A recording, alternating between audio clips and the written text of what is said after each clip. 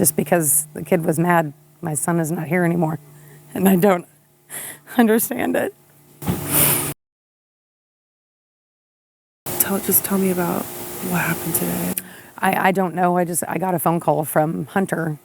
He was screaming that Austin had been stabbed. I was at work, and so I drove. I work in Grapevine, so I drove up to the hospital straight away. I actually beat the ambulance there. I saw them have him come out. He was on a lot of machines, and it didn't take long for them to come in to say that he had passed. Picture a Wednesday morning in April.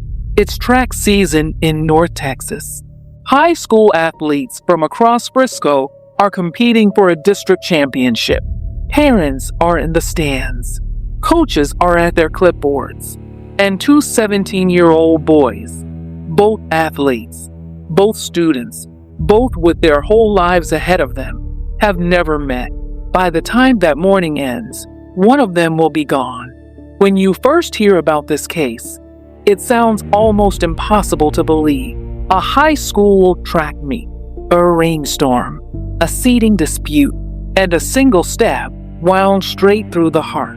But what actually happened between Austin Metcalf and Karmelo Anthony in those few minutes under that tent? The answer to that question would divide a nation, flood social media with misinformation, and ultimately be decided by 12 jurors in a Collin County courtroom. This is the story of April 2nd, 2025, and this is the story of what it cost. From breaking stories to the facts that matter most, this is Unbelievable. Frisco, Texas is one of the fastest growing cities in America, a suburb north of Dallas. It's the kind of place where Friday night football is a religion and student athletes are local heroes. It's clean. It's suburban.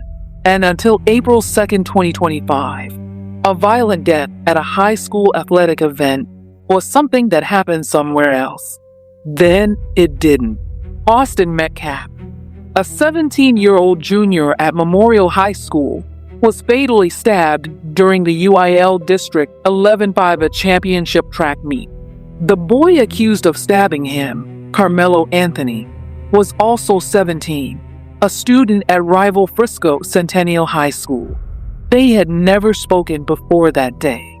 Anthony was charged with first-degree murder. He said he acted in self-defense. The prosecution said it was murder, plain and simple. And the entire country had an opinion. This case ignited national debate about race, self-defense law, juvenile justice, and the culture of online outrage.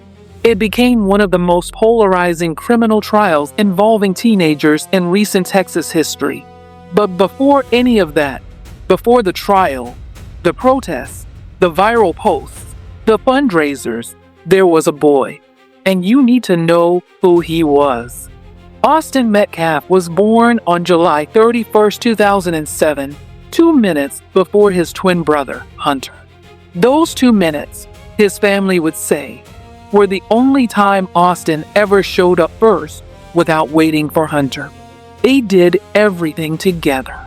At Memorial High School, Austin was the kind of student-athlete coaches talk about for years. He was an all-district linebacker on the football team. He was voted team MVP. He competed in track and field.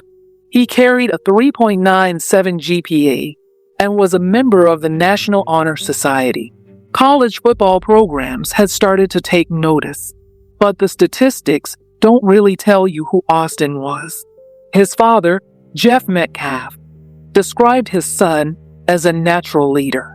Someone who took care of people. Someone who, in the words of those who knew him, made every room a little louder and a little better. Hunter and Austin were inseparable. They played on the same football team. They showed up to every track meet together. On the morning of April 2nd, Hunter was right there beside his brother. He would be the last person to hold Austin before he died. In May 2026, At Memorial High School's graduation ceremony, the announcement came over the loudspeaker. Hunter Metcalf will accept the posthumous diploma on behalf of his brother, Austin Metcalf. The crowd stood. Hunter walked across that stage alone. That is who we lost. April 2nd, 2025. The UIL District 115A Championship track meet held at David Kuykendall Stadium on the campus of Memorial High School in Frisco. Athletes from multiple schools arrived that morning to compete. Austin and Hunter were there for Memorial. Karmelo Anthony was there for Centennial. Then the weather changed. A rainstorm rolled in. Competition was delayed. Athletes who had been spread across the stadium were now scrambling for cover, clustering under team tents positioned around the track. This is where the critical moment begins. Anthony had made his way under a tent belonging to Memorial High School, his rival school. Witnesses would later testify that he went there to speak with a friend, but he wasn't supposed to be there. And some of the Memorial athletes noticed. Hunter Metcalf asked Anthony to leave. Other students asked Anthony to leave. The situation began to shift. What happened next is where every account starts to split. According to prosecution witnesses, Anthony became defiant. A 16-year-old Memorial student later testified in court that Anthony told the group around him, "Touch me and see what happens," directing those words at Austin Metcalf. The same witness said Anthony challenged Austin to a fist fight. Austin reportedly responded, "I'm not going to fight at a track meet." According to the defense, Anthony was surrounded, outnumbered, and when Austin Metcalf shoved him, he acted out of fear. What is not disputed is what happened next. Austin Metcalf shoved Karmelo Anthony. Anthony drew a pocket knife and stabbed Austin once in the chest. The blade entered his heart. Austin fell. A witness nearby heard him lift his shirt and say, "I think I got stabbed." Coaches ran toward him. Hunter tried to stop the bleeding with his own hands. Emergency responders arrived and performed life-saving measures on the field. It was not enough. Austin Metcalf died at the scene. He was 17 years old. Frisco Police Department officers arrived at Kuykendall Stadium within minutes of the first call. Body camera footage later shown to jurors captured officers sprinting across the track toward the tent while coaches and first responders worked over Austin's body. In the background, you could hear students crying. One voice, barely audible. "That's my best friend. That's my brother." Karmelo Anthony had not run. He remained at the scene. When officers located him, he was still there. School Resource Officer Eduardo Cortez arrested Anthony and recorded his words on body camera. Officers referred to Anthony as the alleged suspect. Anthony corrected them. His response, captured on video and later played for the jury. "I'm not alleged. I did it. He put his hands on me. I told him not to." It was a statement that would follow him into that courtroom 14 months later. Detectives recovered the weapon, a folding pocket knife with a silver gray handle. It was found near Anthony's blue backpack. Photographs of the blade, partially open and visibly bloodstained, were later shown to jurors. The Collin County Chief Medical Examiner, Dr. Elizabeth Ventura, examined Austin's body. Her findings were clinical, devastating. She testified that the knife entered Austin's chest and pierced his heart, leaving a gaping 2-inch stab wound. She noted no defensive knife wounds on Austin's hands or arms. He never had the chance to defend himself. Anthony was booked into Collin County Jail on a $1 million bond. Though 17 at the time of the offense, he was prosecuted as an adult under Texas law. He was charged with first-degree murder. The trial of Karmelo Anthony began in Collin County on June 4, 2026. It would last just under 2 weeks. Prosecutors called 21 witnesses. The defense called only a handful. And by the time closing arguments concluded, both sides had painted radically different pictures of the same 2 minutes at David Kuykendall Stadium. The prosecution's version was straightforward. Anthony was where he shouldn't have been. When asked to leave by multiple students, he became hostile and provocative. He challenged Austin to a fight. He said, "Touch me and find out." He was the aggressor. And when the confrontation became physical, when Austin shoved him once with both hands to the shoulder, Anthony escalated from a shove to a knife. An unarmed teenager was dead. That is murder. The lead prosecutor, Bill Werski, told jurors in closing, "This is not self-defense, folks. It's murder, plain and simple." The defense told a different story. Karmelo Anthony was a teenager in an unfamiliar tent. He went to speak to a friend. He found himself surrounded, outnumbered, and increasingly threatened. And when Austin Metcalf put his hands on him, he reacted in a split second of fear. Defense attorney Mike Howard told jurors, "Texas law does not require that you wait until you get hit. In that split second of chaos, you must put yourself in his shoes." The defense also raised the issue that no law in Texas prohibits carrying a pocket knife with a blade under 5.5 inches. Anthony had done nothing illegal by having the knife on him. But the jury also heard from Anthony's own teammate, who testified that after the stabbing, Anthony was heard saying, "I told him not to touch me." And they heard from Dr. Ventura. No defensive wounds on Austin. No sign he ever raised a hand to protect himself. The jury also confronted one uncomfortable and unavoidable element woven through every day of proceedings: race. Karmelo Anthony is black. Austin Metcalf was white.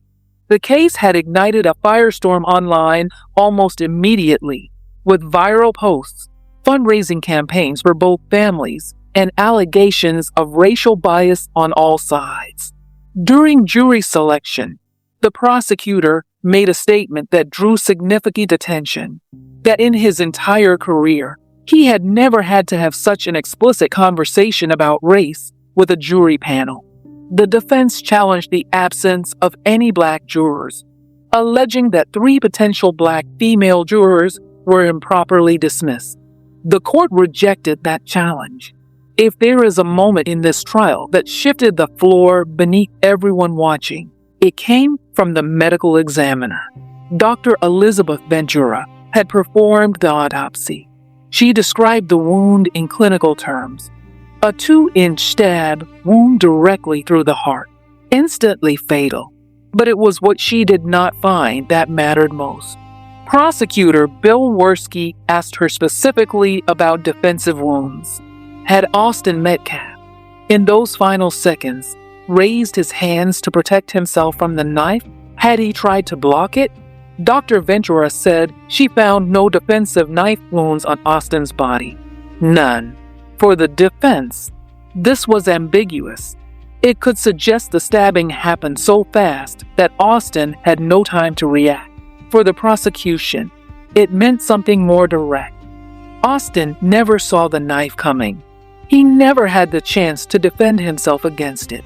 There was also the question of Anthony's own words on that body camera. Not an allegation, not a witness interpretation. His own voice, his own statement. "I'm not alleged. I did it." The defense would argue that statement was consistent with self-defense. You can do it and still have acted in self-defense under Texas law. But for jurors who spent 4 days hearing testimony from over 20 witnesses, that phrase would prove difficult to separate from everything else they heard. And then there was the sudden passion question at sentencing. Under Texas law, if jurors believed Anthony had acted under sudden passion, an intense emotional state triggered by provocation, his sentence could be capped at 20 years. The jury rejected that too. They sentenced him to 35. On June 9, 2026, after approximately 2 hours and 20 minutes of deliberation, the 12-person Collin County jury returned a verdict: guilty of murder. Karmelo Anthony was convicted of first-degree murder in the death of Austin Metcalf. The jury had the option to convict on murder, manslaughter, or acquit entirely. They chose murder, which meant they believed Anthony acted knowingly when he caused Austin's death. The punishment phase began almost immediately. Anthony's mother took the stand as the only defense witness during sentencing, pleading for mercy for her son. Anthony wept as she testified. No murder. My son didn't intend to hurt anyone. My son was defending himself. And that's what hurt so bad. Austin's family also had their moment. Hunter Metcalf, Austin's twin brother, addressed Anthony directly from the stand. He spoke about learning to forgive, about choosing God, and then he said the words that silenced the courtroom. "Now I want everything taken from you. You took everything from me." Austin's mother, Megan Metcalf, told the courtroom, "For journalists and activists, this is a story. For our family, this is our reality." She noted that while Anthony received 35 years, she had been sentenced to a lifetime without her son. Austin's father, Jeff, slammed his fist on the table as he delivered his statement. "People think grief is sadness," he said. "It is not. It is rage. Pure, unfiltered rage." Karmelo Anthony was sentenced to 35 years in prison. He will be eligible for parole after serving at least half of that time. He was 19 years old at sentencing. This case became something much larger than a criminal trial. From the moment it broke online in April 2025, it was refracted through every lens imaginable: racial politics, self-defense law, juvenile justice, social media outrage, and in many of those refractions, the actual human beings at the center were lost. Fundraising campaigns went up for both families within days of the stabbing. The Metcalf family raised over $500,000. The Anthony family also received public support. Online, users from every corner of the internet had declared their verdicts before a single witness was sworn in. Austin's family spent over a year watching strangers debate his death, as though it were a thought experiment. One witness at trial, a Memorial High School student, directly addressed the racial framing. She testified that she did not believe the confrontation had anything to do with race. Others in the community echoed that sentiment. For schools across the country, the case raised an urgent and practical question. When athletes from rival schools share spaces at joint events, what happens when something goes wrong? Who is responsible? What supervision exists? It's a question that school administrators are still sitting with. For the Metcalf family, the trial's end does not mean closure. There is no version of justice that returns their son to them. Hunter walked across a graduation stage and accepted his brother's diploma to a standing ovation. The crowd stood because they didn't know what else to do. Sometimes that's all we can offer. We started this documentary with a question. What really happened under that tent on a rainy Wednesday morning in Frisco, Texas? A jury of 12 people spent days hearing every piece of available evidence. They heard from over 20 witnesses. They saw the surveillance footage. They heard the body camera audio. They heard the medical examiner describe a 2-inch wound through a teenage boy's heart. And after 2 hours and 20 minutes, they answered the question the only way the law allows them to: guilty of murder. But there's a difference between a legal verdict and a complete understanding of how something like this happens. 2 teenagers, both student athletes, both with high GPAs and bright futures. A rainstorm. a dispute over a tent, 30 seconds of escalating conflict, and a life that ended at 17. Austin Metcalf died in his brother's arms at a high school track meet. His diploma was accepted posthumously at a graduation he never got to attend. His father described grief not as sadness, but as rage, and his mother said it best. For the rest of the world, this is a story. For them, it is reality. Every single day, Karmelo Anthony, now 19 years old, will spend the next chapter of his life in the Texas Department of Corrections. 2 teenagers, 1 morning, and a cost none of us can calculate.